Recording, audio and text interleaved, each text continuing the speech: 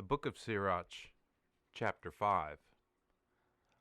Now thou take heed to wicked possessions, and say thou not, Sufficient life is to me. For it shall no thing profit in the time of vengeance, and of failing, either death. Verse 2. Sue thou not the covetous of thine heart in thy strength.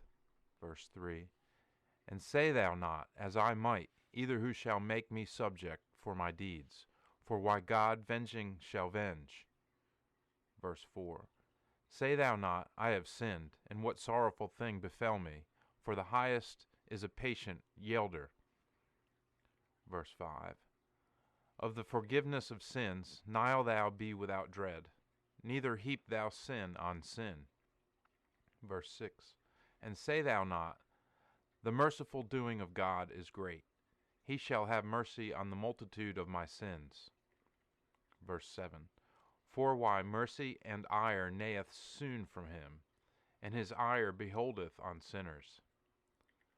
Verse 8. Tarry thou not to be converted to the Lord, and delay thou not from day into day. Verse 9. For why his ire shall come suddenly, and he shall lease thee in the time of vengeance. Verse 10. Nill thou be anguished in unjust riches, for thou shalt not profit in the day of failing, either of death and of vengeance. Verse 11. Window thee not into each wind, and go thou not into each way, for so a sinner is proved in double tongue. Verse 12.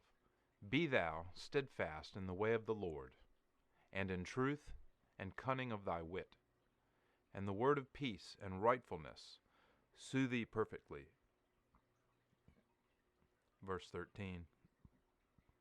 Be thou mild to hear the word of God, that thou understand, and with wisdom bring thou forth a true answer. Verse 14.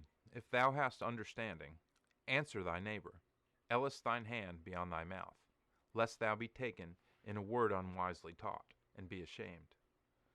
Verse 15.